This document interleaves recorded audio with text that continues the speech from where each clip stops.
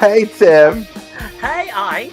How are you in this heat? Good. Well, this must be loose lips then. It sure is. And are they a little loose today with the heat? Mine are loose. Oh my God, you had a real doozy of a day. I don't know how you did it in this heat. Oh, yeah. Oh, my goodness. Yeah, I had a show up in the Bronx today. It was so much fun. The Bronx LGBT Expo. Yes. And, I performed a couple numbers. It was so much fun. Really good lineup. Lots of fun.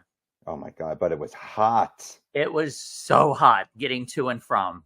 Definitely. Was it as bad as we were in Providence on the loading dock performing? It's well, yeah. You could relate. You can relate to it. Yeah. And just dragging like costumes up subway stairs and down subway stairs and on buses and off buses, and it was quite a day, but I made it. And then smiling when you're on stage. Yes, like everything's just fine. Yeah. I'm not about to have a stroke or anything. Yeah, you're like, hit it. So, Tim, we are sponsored by Überlube. We are. That's love right. Überlube. We do. And just so you know, Überlube's motto is feeling is everything. Oh, and it is. Mm-hmm. Just ask my mom when she's in her wheelchair. So go ahead. I was just going to say Loose Lips can also, I just wanted to share that it can be seen on Ripped TV at riptv.live. How cool was that? And speaking of, they had us live yesterday with our episode with Ellie Connard. Yesterday it was live at noon, and they had it on riptv.live. Very cool. Very featured us, so that was really nice. Oh, and go ahead. No, go. I was just going to talk about my schedule and what I've been doing and stuff. Go ahead. I honestly, I can't remember everything I've done this Pride season, but some of the highlights, I went to Gracie Mansion. The mayor had a Pride reception, which was really nice. The city council, New York City Council, had a Pride event that was very cool. Yes. I can't think of what I did this last weekend. I did a bunch of stuff. Well, you also did a 30-minute set. Oh, yes. Right? That was the other day. Yeah. I did a 30-minute set for the Family Repertory Company, and we were celebrating Puerto Rican Day, Father's Day, and Pride. Yep. So, I got all of them in. Nice combination, right? Yeah.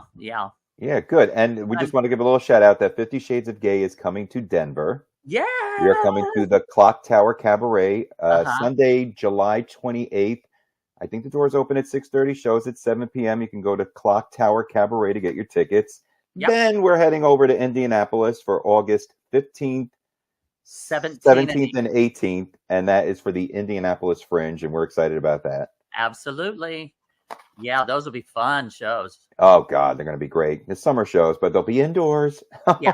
All right. So you could send questions to us. Maybe you need some advice from Dr. Tim, Dr. Ike, and you could send them over to ikeavellievents@hotmail.com, or you could send us a DM on Facebook at Loose Lips the Podcast.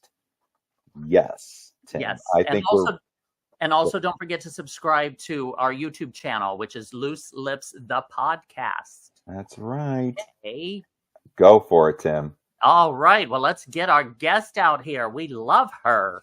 Yes. Our guest is a drag entertainer, an event host, a professional dancer, an activist, and the list doesn't even stop there. She's involved with Drag Story Hour and by delivering the message of acceptance, inclusivity, and diversity, which I love. Amen. And she has worked with Sasha Valour, Thorgy Thor, and Bob the Drag Queen, among many others, including me. Hello. And she has also performed on the high seas with Kesha's Weird and Wonderful Rainbow Ride. I got to hear about that. Yes. Yeah. So we're going to tackle it all today. Hit it, Tim. And we are proud to welcome to the show Miz Jade. Yes. Hey, girl. Hey. When have you ever tackled anything, Ike? I know. Only when I'm bending over I get tackled. Welcome to Loose Lips, honey. Thank you for having me, Ike and Tim. How are you doing? I'm doing okay. The heat is coming for me. The heat exhausts me. It's tiring me out. But we out here living our best lives, you know. So how did the two of you meet? When did you meet? We actually met, I think, when we were both starting out. When did you start out, roughly? You started, like... I probably started out in 2008. Okay. Okay, so I think we met in 2011. It was at the Muffins in the Window. It was one of their variety shows at the holidays. Yeah. Even Rondell. Yes. Yes. And he's still doing Muffins in the Window. Yes. To this day. But that's how we met. And I was like, oh my God, I fell in love. You were so good. Thank you so much. Oh my God. It was so good. So tell us how it started for you. Like, were you into entertainment? Did you want to do drag? It's funny is I went to the first time I did drag, I was 16, and I was at an LGBT youth center in Westchester called Center Lane. Okay. And the first time I did drag was actually for a kind of a talent show coffee house at Center Lane. And the youth director at the time, just pointed at like 4 of us and was like, I'm going to turn y'all into drag queens and y'all Lady Marmalade. I don't know. I've never done drag. I don't know if I'm that gay. Oh, and then, darling. Yeah. So that was really fun and cool and brought up a lot of like competitive energy for me as a drag performer. But the next time I did drag was actually at college. There was a huge drag competition there called Fall Ball.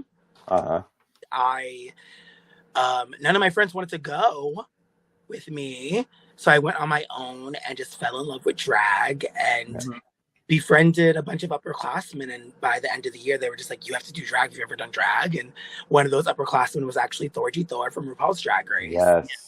And Dragnificent. And she was like, you have to do drag. You have to be a redhead. You have to do this. You have to compete. You have to, so in a way, she became kind of like my guiding light, my drag mother, if you will. Yeah. So once I turned of age, she was just like, come to the bar, come to Brooklyn, come to Manhattan, come to perform, come guest. So at 21, I was like commuting from college to the city. Where did you go to college? Where at? I went to SUNY Purchase College. Oh, okay. So you were coming from Purchase down to the city. Wow. Mm-hmm. I had a lot of energy back then. Yeah. Yeah. We all did. Trust me. But were you self-taught, like with makeup, or did you get some ideas from Thorgy, or? Well, I feel like my generation of drag, we were like the pre-Drag Race girls, so we were learning literally YouTube or like just like trying to replicate what we saw, or even just photos that we might have seen as like models or other drag performers. So I definitely think that was a big influence for me, was YouTube. I feel like having Thorgy as a drag mother, she wasn't very like, in a way she wasn't nurturing, but in a way she was very play, explore. Yeah. So just did different looks. A lot of my earlier looks were very, very innovative and very club kid centered. Yeah. And always kept playing and exploring with my face and colors and costumes, and just kept with that until I was just like, bitch, you got an hour to get drag. Yeah, it's because I remember Vicky Villaness doing the whole club kids thing too in the beginning. Yeah. And she but oh my God, that girl, it takes a long time to get that face slapped on. Oh my God. Yeah. Because I always find it fascinating how everybody has their own routine, and some can do it very quickly, and others very precise and taking a very, very long time. So are you somewhere in the middle, or what? I think I'm somewhere in the middle. I know my face pretty well. And I have certain shapes that I really like now as I've gotten more settled with my makeup. So I feel like, I like today's face was probably 50 minutes. Oh, that's bad. But if I had it up to me, I would have like a lot, maybe like an hour and a half to just like be slow and take my time, and details, and like sparkles. But this was okay for this. And you look great, honey. But trust me, we've been to a couple of shows and we've seen the quick ones. You like that.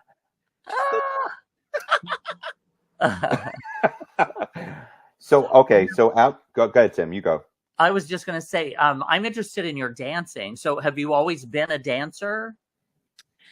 I think I got into the dance world because I actually wanted to be an actor. I wanted to I was doing a lot of musical theater stuff. Cousins, like we would like record music videos and learn the choreography to it.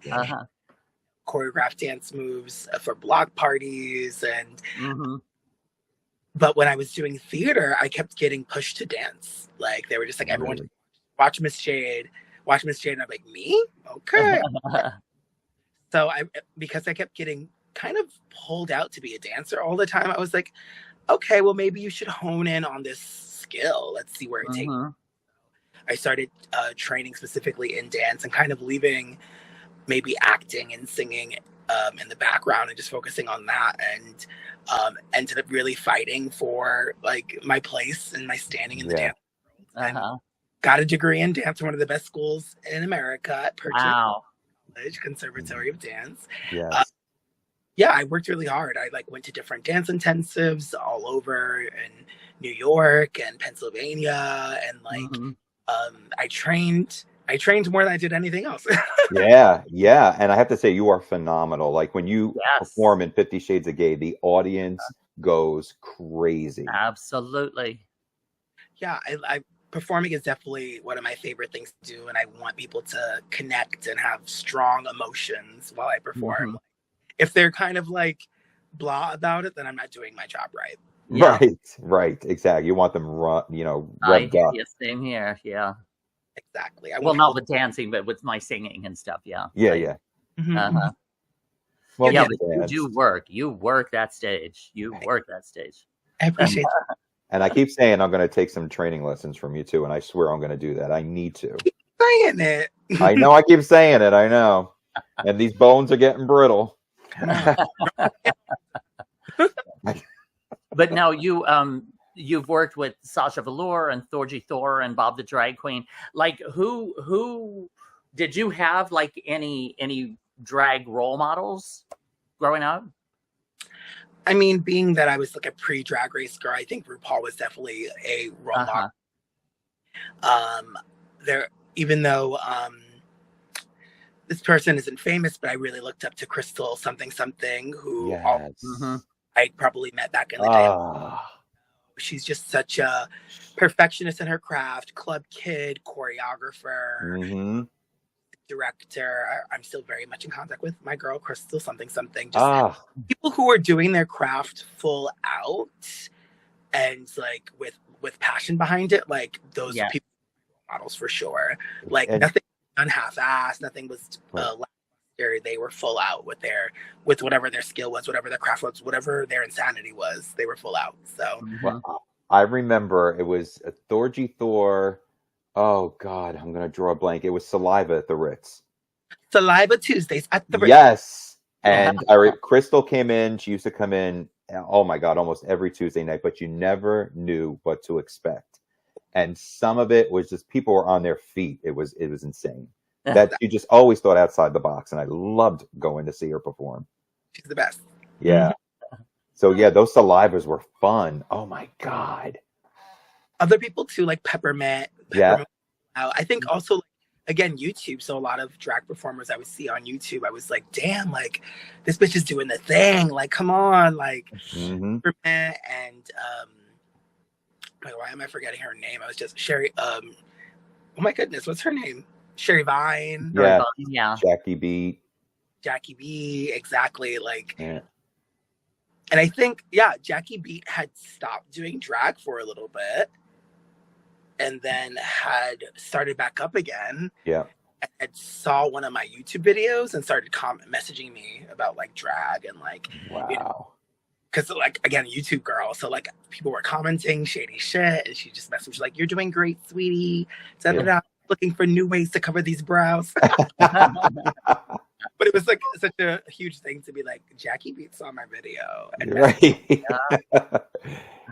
the old school queens, honey. The ones. That's the ones you want the results from. So Mhm. 2008 to say now, you performing RuPaul's Drag Race is out of the water. Do you find it's harder to get gigs in Manhattan, or you just primarily stay in Brooklyn? But do you find it's harder either way to get gigs now that it's so like everywhere? I mean, when, back in the day, if you did drag, you were kind of like, people didn't feature you as much. Maybe the boys didn't like you. There's such a, whether they're queer or gay men, there's definitely an aversion to femininity for sure. Yeah. But like when I was doing drag, I definitely had a hard time just like kind of being seen sexually and unless it was in a fetishizing type of way.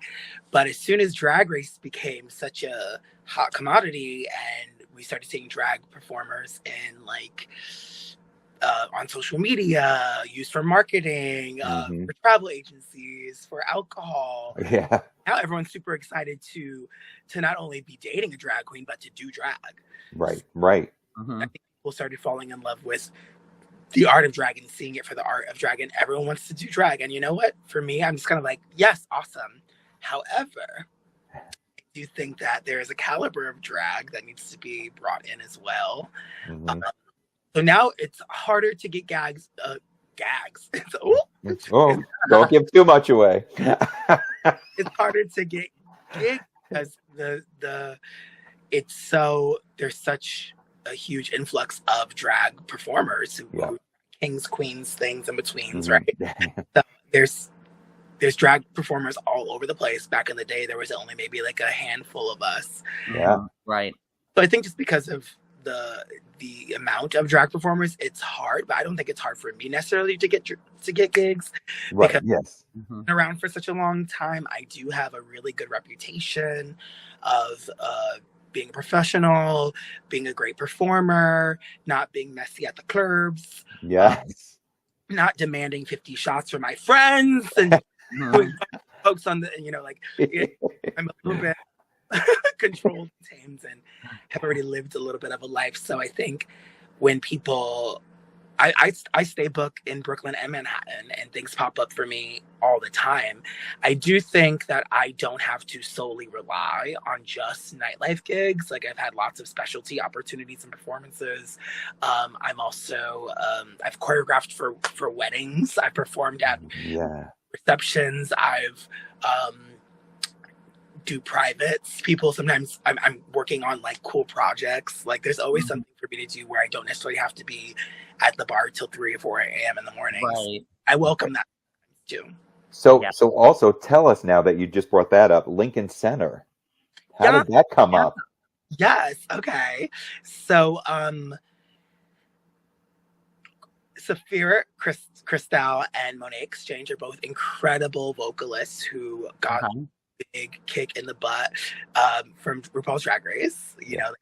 Like Safira just came off of her season and they're incredible performers. They are doing a show called Sound Cake with an orchestra, and they brought in Thorgy Thor to be their special guest. And I guess what they're trying to do in terms of like the music and opera and the classical canon of music in that way is that kind of queering it up, right? So we had like a kinder line where basically people would show off their looks, their outfits, whatever. So for us in the drag scene, in the ballroom scene, it's a runway, bitch. You're gonna turn a look. So what they had those queens bring in their drag daughters. So since I happen to be Thorgy's drag daughter, brought me in. But then they also last minute asked me to choreograph for Safira's final number, her finale number, with her song Enough.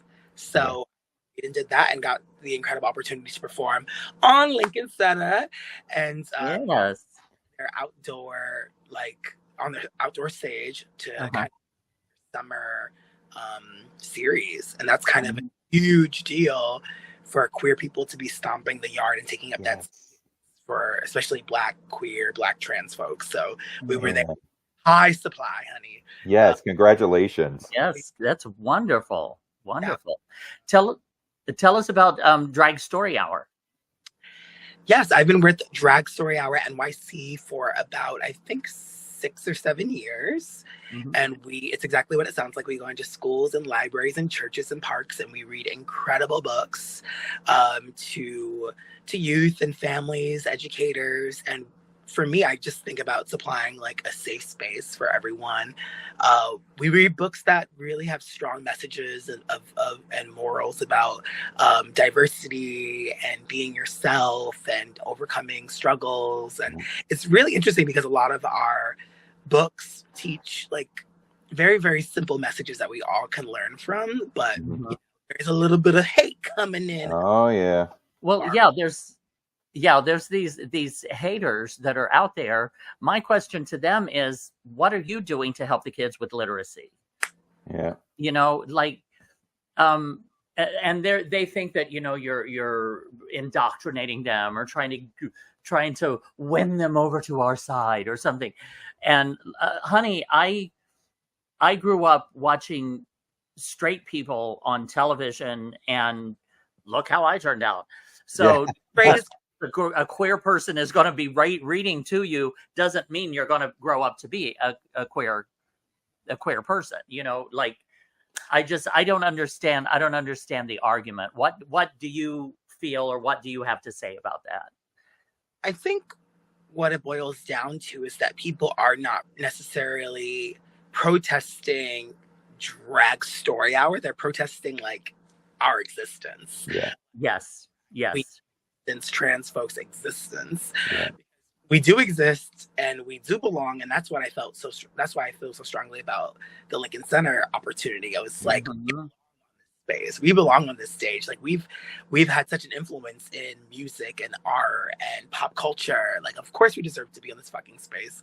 Right. But so for me growing up, I had no queer role models whatsoever. So I felt very, very alone.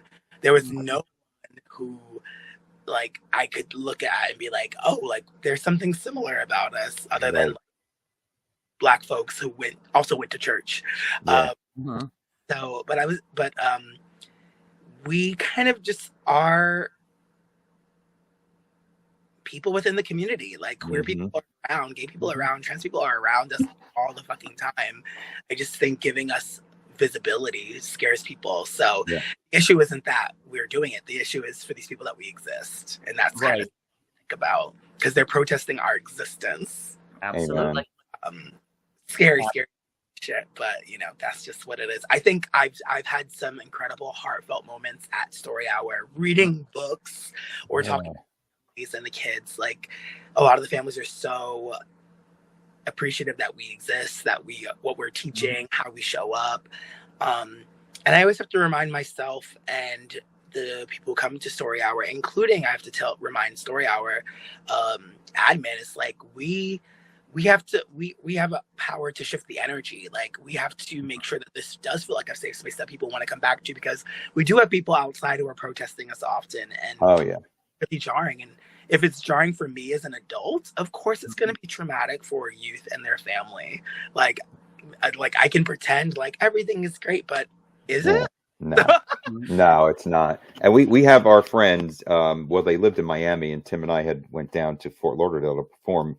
I don't know if you know Angel Electra and Shady Pines, and they were getting so much heat down in Florida doing Drag Story Hour, performing. It was really, they were getting such a bad rep down there, and it sucked because they were just trying to perform and be themselves. Those are my Yonkers girls. I know. Yeah. I actually brought my mom to their drag show. That was my mom's first experience with drag, was at their drag show in Yonkers. Wow. Amazing. I love them so much. They're amazing performers. They are great. Actually, I'm not going to be seeing them, but I'm performing in Yonkers tomorrow. So okay, wow. Very perform. It's a friend of mine opened a theater school for kids, and she asked me if I would come up and sing a couple songs, and I said, of course, for the kids, I will. So. I'm just so happy that Drag Story Hour exists, and that it's wild that we do have a lot of hate, but we also have a lot of people who come and support us. That's the thing I highlight. And if you want to get involved, reach out to Drag Story Hour and see what you can do. Yes. Now, is there a specific time that you do that? Or... It depends on my schedule. I'm a very busy girl. I just read at Marsha P. Johnson Park last week. Oh, sweet. No protesters, not a one. Good. Super awesome. I read a few books, we sing some songs, we dance a little bit, and then we do some kind of activity or craft at the end. Last week we made sashes, and I was like, okay, y'all better parade. And I'm just amazed by the kids that come and the kids who are so open about themselves. Like one young girl came and she was like, I relate to this book because I'm a trans girl. And I was like, okay. Oh, see. And then she's so enthralled with her sash and her sash making. And she's like, I'm going to do the trans colors. And she's like, is that a wig on you? And I was like, so I'm just happy that kids can have like that outlet. Yeah, an outlet and full autonomy over their body and their experience. And these kids are able to learn who the fuck they are. Yeah. Right. They're given the space to, thanks to the family, the parents, the support systems, and drag. Yeah, absolutely. Now, I saw something on your bio that said you were the national campaign. There's a national campaign that you become the face of. Tell us about that. Yes, there is a campaign called The Real Misinformation. And I thought it was I am Miz Jade. And basically, the campaign was a collaboration between Gay Men's Health Crisis and, my goodness, and what was the other one? I forgot. But we were trying to debunk a lot of misinformation out there on social media, Instagram, Facebook, Twitter, about COVID, and help get people, specifically LGBTQ plus community and Black, to get vaccinated and get information that's accurate about COVID and wonderful.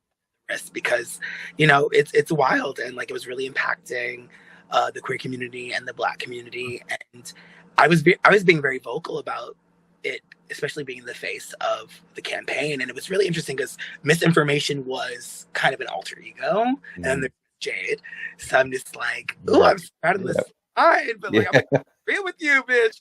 Yeah, it's a spinoff. So we had lots of different, we had some radio stuff, we had some commercials, we had some TikToks, we had some dance stuff, we had just ad lib information. So hosted like town halls. Okay. We would have like therapists and journalists and doctors and nurses all on call the same way we are right now. Yeah. About COVID. And one question that was asked to me is like, why do you think so many brown and Black people are just so not about COVID? And I was like, well, Black people and queer people have not been treated well within the fucking medical field, have we? This is true. We've been tested on, we've been ignored, we've been, guinea pigs for some very fucked up treatments, and all the name of science. Yeah. White holes. Yeah. So, Yep. And I'm so glad that you were the voice of that. And I watched it. I think it was on YouTube. Yes, we have some fun. Yeah. And I was just like, it makes sense. Everything, the history books are showing us like this is what happened to this community. We're not gonna run for a vaccine, and we're not gonna run. We're the first people in line. We're like, someone else get that vaccine. You let me know how.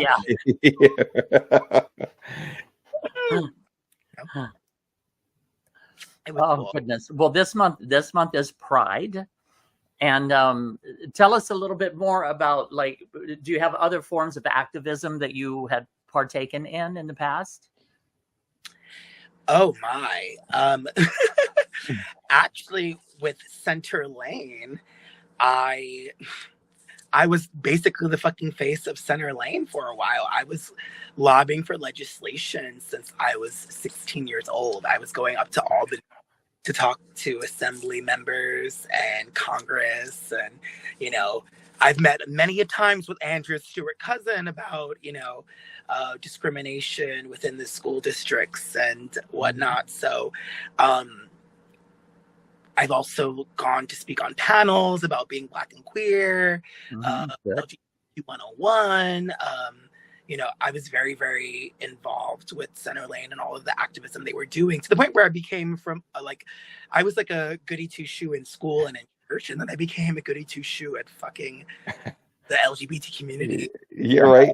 Wave your hand. So, I just can't just be a person. I'm trying to be like the perfect version of, you know. That's wonderful.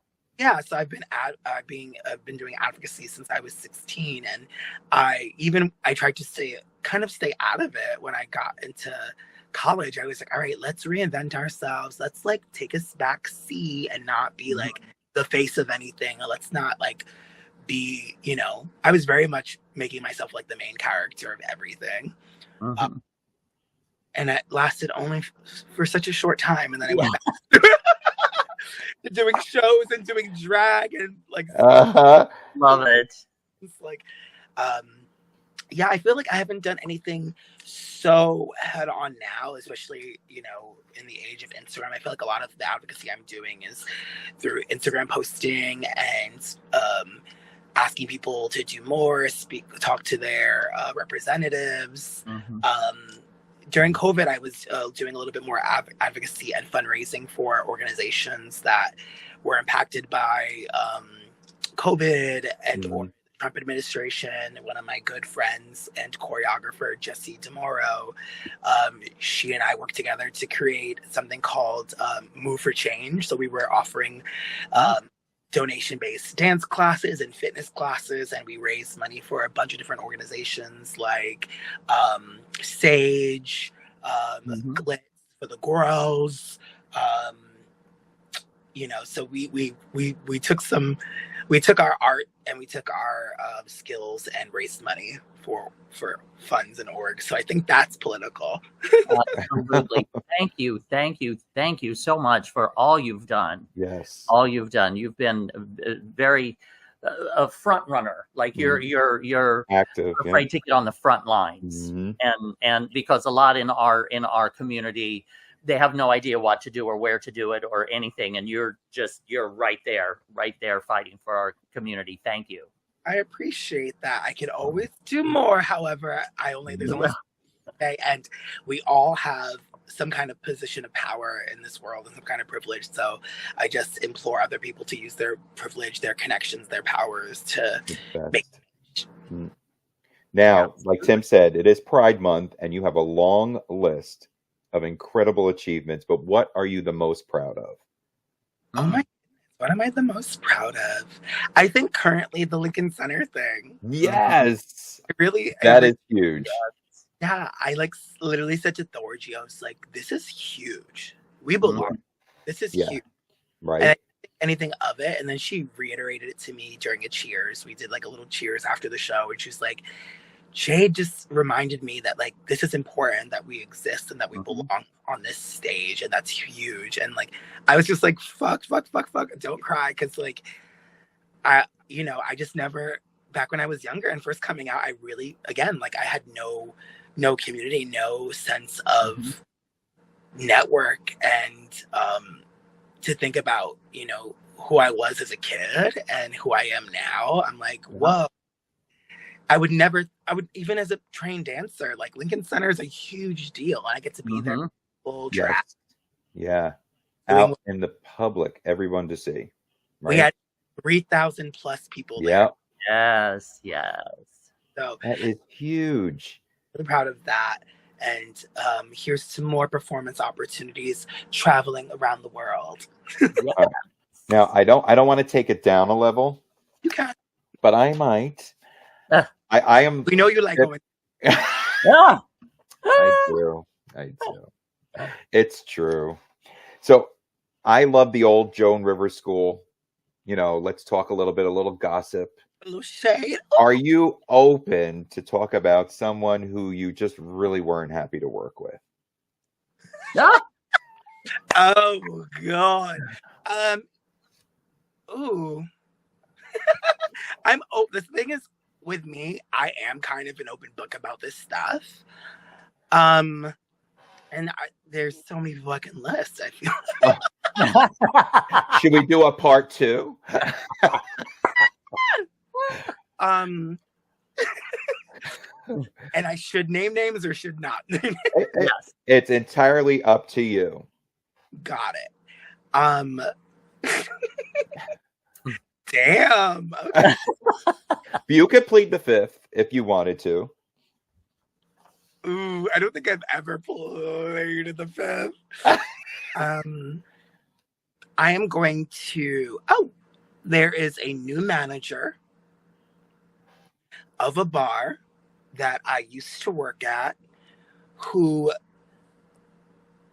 let me go. And it's funny because it's June and I've known this person for many years and they even worked the door at my event. And in October, she said to me, "Babe, what an incredible show. I've actually never seen you perform ever." And I was like, "Well, bitch, you've been working the door and I've been around." And when she became a manager, she not only let me go FaceTime, also asked if I would perform at the anniversary the following week. And I said, "Sure, girl, what's the rate?" But I love that. So I will say, I'm not going to say her name. If you do some research, I'm sure you'll find out who it is. I am not here to look it up, but what's the bar name?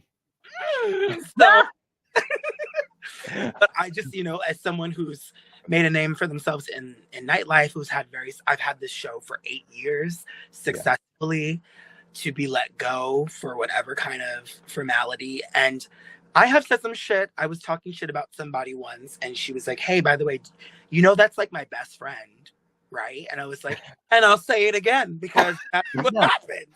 This is my truth." Yes. So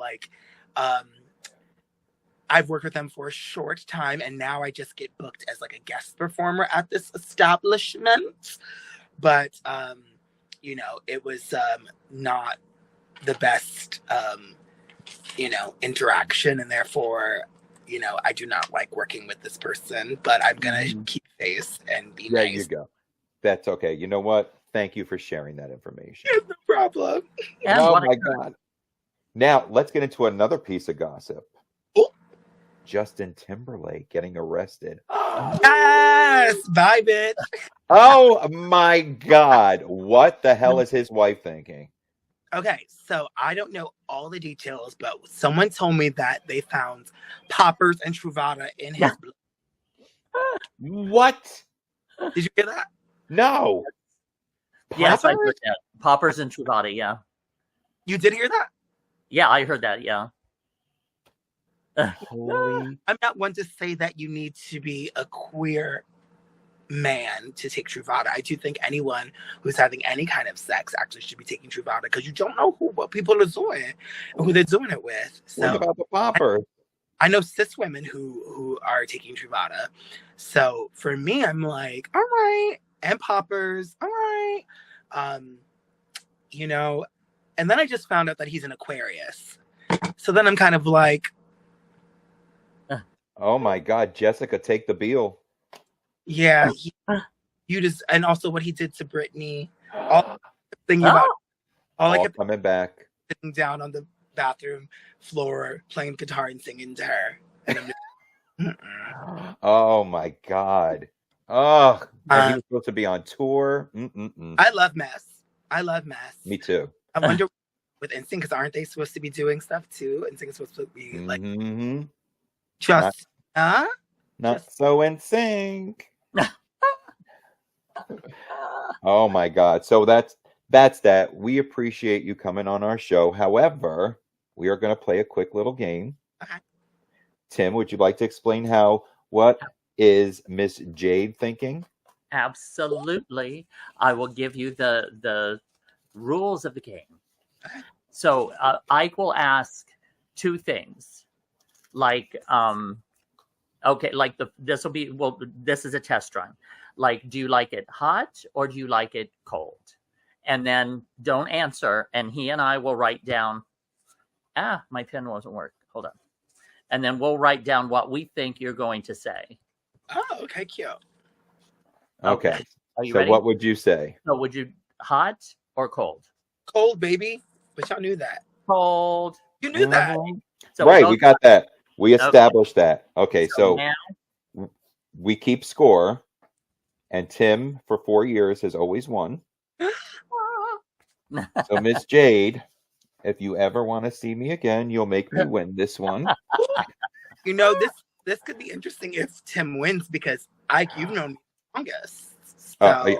I know. I've known you the longest, and if I lose this game, this show will not air. Also, did I make out with you? I can't remember. It might have been. I think it was 2000. I think 11. I'm like Marilu Henner. I know the dates of everything. We'll talk about that one later.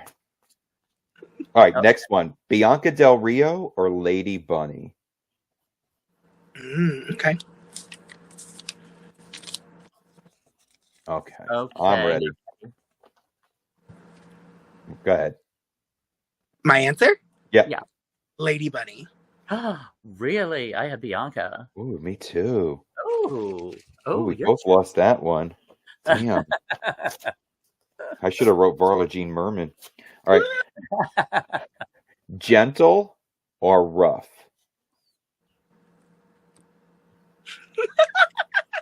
Girl, I'm telling you right now, if I get these wrong, I will be angry.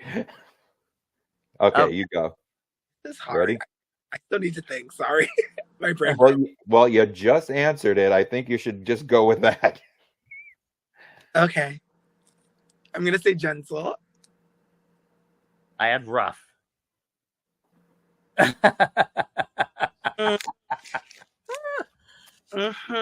This is not good. Although I'm glad he's not getting it too. All right. Well, this is the last one. Ski vacation or beach vacation? Oh. No, I'm gonna go with I'm going with my gut.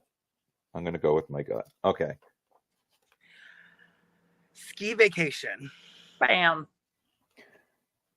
That was my first one that I wrote down. It would have been a tie. Oh, you cheating whore? I wrote both. Tim won. Yay. So it would have been a tie. What if it was a tie? Would you do one more? Yeah, I have other ones. You want to do another one? Maybe. Let's do another one. Haagen-Dazs or Ben & Jerry's? Oh. Ooh. Oh, just 1 second. Oh. Okay. This is hard. I'm going to say Ben & Jerry's. Ben & Jerry's. Yep. Tim still wins. So what's funny about the ski one is I actually hate the beach. When you said beach vacation, or I think you said ski. Beach or ski? Yeah, whichever one was first. I was like, I'm black. I ain't trying to ski. But also love the cold. And I would most likely be like, let's fuck it up on the skis. So yeah. I did it, but I broke a couple ribs. I ain't doing that again. I don't know, girl. I'm not meant to be on the snow. I But oh my God, you are so amazing. Honestly, I'm so blessed. You're drama free. You're a blast to work with. You're so talented. Tim and I love you to pieces. Absolutely. I'm touching myself. That's so nice of you. Oh shit, that's the next question. No. By the way, no. But tell everybody where they can find you, social media, website. Yes, you can find me at Instagram and on Twitter at Miss Jade _Davon. That's my pedestrian name. And you can find me on my website, missjade.com. Yes. And thank you so much. Happy Pride, darling. We love you so much. But this is the part where we wave goodbye. Bye. Bye.